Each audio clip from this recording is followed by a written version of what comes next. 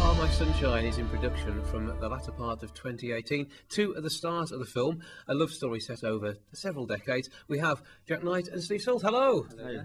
So tell us a bit about your characters to begin with, because Lightbeam Productions and 5cm Productions have put a lot of work into it, and it's not even really started yet, has it? No, not at all. No. So so the film is split into two different narratives, and we play the younger half of the narrative. So I play the young version of Joe, and I'm playing the young version of Tom. And the narrative of our young bit is the two, lovers meeting each other for the first time, watching their relationship grow, watching their interactions with each other and their families, and then the other part is them years down the line when they're old men. But it's basically, you say you were in the 70s, aren't you? That's your starting point. That's correct, yeah. So we're 40 years down the line, and you're playing around your age now, so late teens, early 20s? Yes, very. I think for my character of young Joe, he's approaching his 20s, so I see him as 18 or 19, whereas I think you're a bit older, aren't you? I'd say about 21 for Tom. He's a little bit more age in the text. It's not says in the text specifically, but I think we get that vibe from the text that he's a little bit, a bit more mature. Yeah. Not much. Your attitude towards a same-sex couple is probably going to be very different to what would have been there at the time, and that's going to be an interesting one to bring across in the parts that you're playing. Yeah. Absolutely. I think even just to the terms that we use alone, because a lot of the terms that we use today weren't used, either they weren't used the same way back then, or they just weren't completely heard of.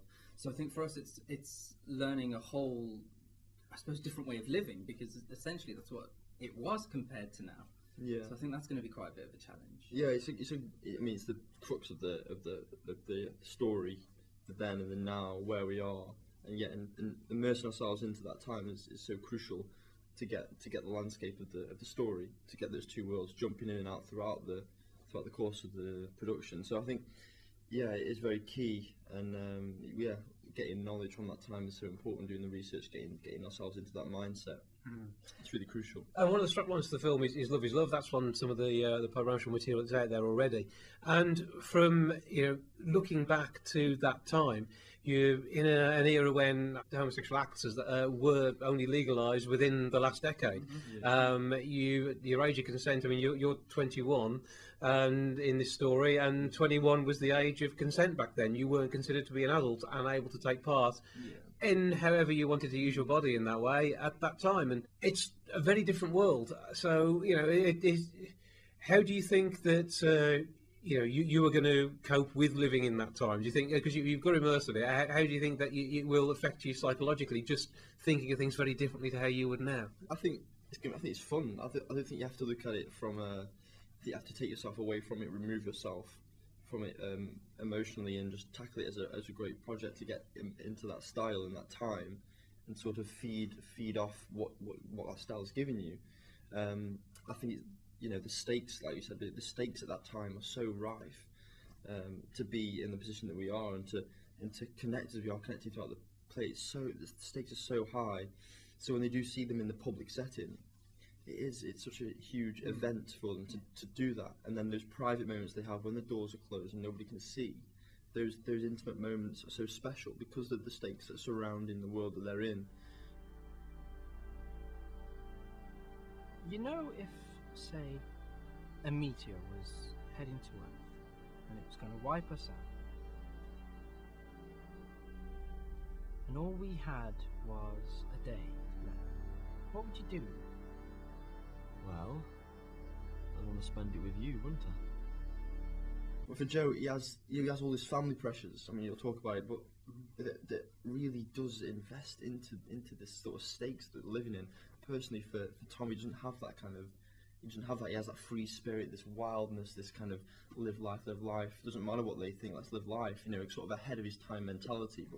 But Joe's really has got a battle with his family. Yeah. And I think for both of us, and I think for my character, I think it's the support that we'll have as we're doing this, because it is some of the stuff that we're going to have to talk about, and that's going to come up in the film. It's really powerful. It's really passionate, and it's really quite emotional in some of the responses they get, and the way that they have to, I suppose, conceal themselves.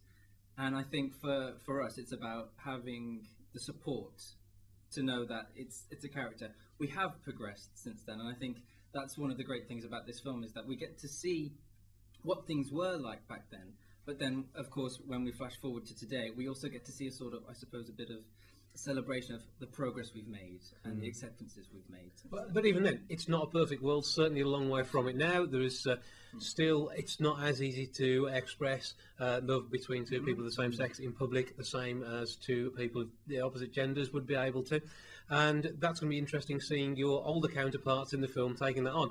And that's all still part of the casting process. So I assume they're trying to find people with the right eye colour, etc., to move these things. It's going to be a tricky one now, putting people into the place of your parts. And that I know that you're going to be looking at filming your bits first, so you get to really create these characters yourselves. Yeah, essentially. I think what's mainly going to happen is the characters we create, when the second block of filming happens, they're going to look at the way our characters interact, any mannerisms we have, the way we talk and things like that. I think that's what they're going to pick up on. Yeah, the way Tom strokes his chin randomly. Tom strokes his chin, where he forgets my name. Yeah. It's all going to pass over into the future.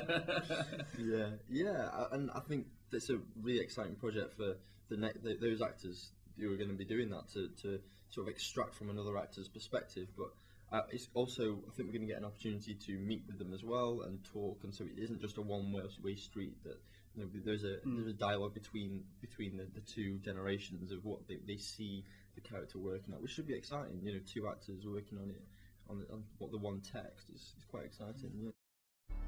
But what if I wasn't there? With you, I mean. Then it'd be probably the saddest day of my life.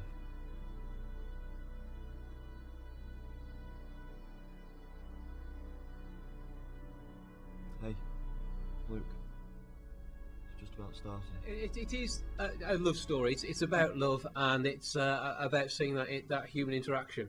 And that must be one of the best bits to do as an actor. It's always, when you found that perfect partner and you know you're going to be together forever. And fortunately, you've read the last part of the script. You know it's going to work out well for these two guys.